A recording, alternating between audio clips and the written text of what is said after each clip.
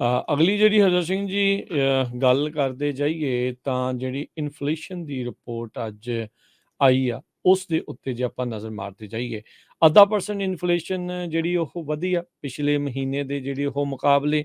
ਜਨਵਰੀ ਦੇ ਵਿੱਚ ਵੀ ਮਹਿੰਗਾਈ ਜਿਹੜੀ ਆ ਉਹ ਰਹੀ ਪਿਛਲੇ ਸਾਲ ਦੇ ਜਿਹੜੇ ਉਹ ਮੁਕਾਬਲੇ 6.4% ਇਨਫਲੇਸ਼ਨ ਜਿਹੜੀ ਉਹ ਵਧੀ ਆ।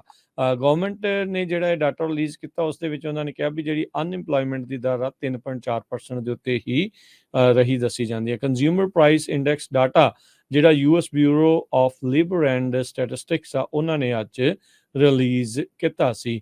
ਇਹ ਦੋਨੋਂ ਹੀ ਜਿਹੜੇ ਆંકੜੇ ਆ ਬਾਕੀ ਅਰਥ ਸ਼ਾਸਤਰੀਆਂ ਦੇ ਅਨੁਮਾਨ ਦੇ ਨਾਲੋਂ ਵੱਧ ਜਿਹੜੇ ਆ ਉਹ ਰਹੇ ਨੇ। ਪ੍ਰੈਡਿਕਟ ਕੀਤਾ ਗਿਆ ਸੀਗਾ ਵੀ 0.4% ਵੱਧ ਹੋ ਸਕਦਾ ਹੈ ਤੇ ਪਿਛਲੇ ਸਾਲ ਦੇ ਮੁਕਾਬਲੇ 6.2 ਆਲਦੋ 0.2% ਦਾ ਹੀ ਜਿਹੜਾ ਇਸ ਦੇ ਵਿੱਚ ਫਰਕ ਹੈਗਾ ਆ। ਕਹਿੰਦੇ ਵੀ ਇਹ ਕਲੀਅਰ ਹੈ।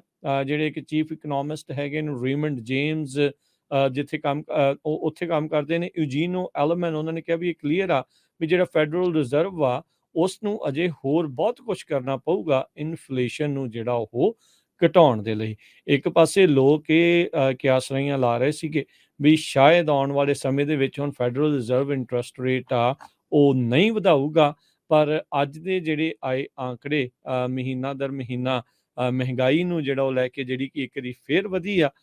ਉਸ ਤੋਂ ਬਾਅਦ ਦੇ ਵਿੱਚ ਫੈਡ ਦਾ ਝੁਕਾਵ ਹੋ ਸਕਦਾ ਆ ਵੀ ਅਗਲੀ ਮੀਟਿੰਗ ਦੇ ਵਿੱਚ ਇੱਕ ਵਾਰੀ ਫੇਰ ਇੰਟਰਸਟ ਰੇਟ ਵਧਾਏ ਜਾਣ, ਮੇ ਵੀ 0.25% ਹੀ ਜਿਹੜਾ ਵਧਾਉਣ, ਪਰ ਲੱਗ ਰਿਹਾ ਸ਼ਾਇਦ ਹਰਜੋਤ ਸਿੰਘ ਜੀ ਵੀ ਇੰਟਰਸਟ ਰੇਟ ਫਿਰ ਵੀ ਵਧਾ ਸਕਦੇ ਆ। ਇਸ ਸਾਰੇ ਕਾਸੇ ਦੇ ਵਿੱਚ ਸਭ ਤੋਂ ਵੱਧ ਮਹਿੰਗੀ ਜਿਹੜੀ ਆਈਟਮ ਹੋਈ ਆ ਉਹ ਆਂਡੇ ਹੋਏ ਨੇ। ਏਵੀਏਸ਼ਨ ਫਲੂ ਦੇ ਨਾਲ ਕੁਝ ਕੈਲੀਫੋਰਨੀਆ ਦੇ ਜਿਹੜੇ ਪ੍ਰੋਪੋਜੀਸ਼ਨਸ ਦੇ ਰੂਲ ਉਹਨਾਂ ਦੇ ਕਰਕੇ 70% ਜਿਹੜੇ ਐਗਜ਼ ਆ ਆਂਡਿਆਂ ਦੇ ਪ੍ਰਾਈਸਿਸ ਆ ਉਹ ਵੱਧ ਰਹੇ। ਬਟਰ ਦੇ ਪ੍ਰਾਈਸ 32% ਤੋਂ ਵੱਧ ਰਹੇ। ਫਿਊਲ ਆਇਲ 27% ਤੋਂ ਉੱਤੇ ਜਿਹੜਾ ਹੋ ਰਿਹਾ। ਮੋਟਰ ਵਹੀਕਲ ਰਿਪੇਅਰ 23% ਜਿਹੜੀ ਉਹ ਵਧੀ ਆ। ਯੂਟਿਲਿਟੀ ਗੈਸ ਪਾਈਪ ਇਹਦੇ ਪ੍ਰਾਈਸਿਸ ਵੀ ਜਿਹੜੇ ਹਰਜੋਤ ਸਿੰਘ ਜੀ 27% ਜਿਹੜੇ ਆ ਉਹ ਉੱਤੇ ਰਹੇ ਆ ਤੇ ਬਿਜਲੀ ਦੀਆਂ ਦਰਾਂ ਵੀ 12% ਮਹਿੰਗੀਆਂ ਜਿਹੜੀਆਂ ਇਸ ਟਾਈਮ ਚੱਲ ਰਹੀਆਂ ਹੈਗੀਆਂ। ਸੋ ਚੌਂਸ਼ ਫੇਰੇ ਜਿਹੜੀਆਂ ਰੋਜ਼ਮर्रा ਦੀਆਂ ਆਈਟਮਸ ਆ ਉਹਦੇ ਵਿੱਚ ਮਹਿੰਗਾਈ ਨੇ ਅਜੇ ਵੀ ਲੋਕਾਂ ਦਾ ਲੱਕ ਤੋੜ ਕੇ ਰੱਖਿਆ ਆ। ਸਸਤੀਆਂ ਹੋਈਆਂ ਚੀਜ਼ਾਂ ਦੇ ਵਿੱਚ ਯੂਜ਼ਡ ਕਾਰ ਐਂਡ ਟਰੱਕ 12% ਘਟੇ ਆ। ਕੰਪਿਊਟਰ ਵਗੈਰਾ ਦੇ ਜਿਹੜੇ ਪ੍ਰਾਈਸਿਸ ਆ ਉਹ 6% ਘਟੇ ਨੇ ਤੇ ਟੈਲੀਵਿਜ਼ਨ ਦੇ ਜਿਹੜੇ ਪ੍ਰਾਈਸਿਸ ਆ ਟੀਵੀਜ਼ ਆ ਉਹ 13% ਪ੍ਰਾਈਸ ਜਿਹੜੇ ਉਹ ਪਹਿਲਾਂ ਦੇ ਨਾਲੋਂ ਘੱਟ ਹੋਏ ਨੇ। ਅਗਲੀ ਖਬਰ ਵੱਲ ਚਲੀਏ। ਕੈਲੀਫੋਰਨੀਆ ਦੀ ਯੂਨੀਵਰਸਿਟੀ ਦੇ ਵਿੱਚ ਹਾਊਸਿੰਗ ਸ਼ਾਰਟੇਜ ਬਹੁਤ ਜ਼ਿਆਦਾ ਆ ਤੇ ਯੂਨੀਵਰਸਿਟੀ ਇਹ ਸੋਚ ਰਹੀਆਂ ਭਈ ਫਲੋਟਿੰਗ ਬਰਾਜ ਨੂੰ ਯੂਜ਼ ਕੀਤਾ ਜਾਵੇ ਐਜ਼ ਡੋਰਮ ਤੇ ਸਟੂਡੈਂਟਸ ਜੋ ਆ ਉਹ ਕਹਿੰਦੇ ਵੀ ਇੱਕ ਤਰ੍ਹਾਂ ਨਾਲ ਪ੍ਰਿਜ਼ਨ ਬੋਟ ਲੱਗਦੀ ਹੈਗੀ ਆ।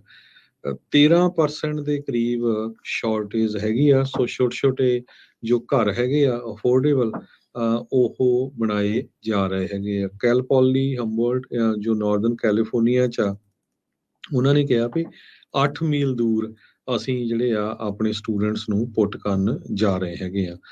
ਇਸੇ ਤਰ੍ਹਾਂ ਇੱਕ ਇਹਨਾਂ ਦਾ ਕੈਂਪਸ ਅਰਕਾਟਾ 'ਚ ਆ ਉਹ ਉੱਥੇ ਦੇ 18,000 ਦੇ ਕਰੀਬ ਰੈਜ਼ੀਡੈਂਟਸ ਆ। ਉੱਥੇ ਵੀ ਬਹੁਤ ਜ਼ਿਆਦਾ ਸ਼ਾਰਟੇਜ ਹੈਗੀ ਆ।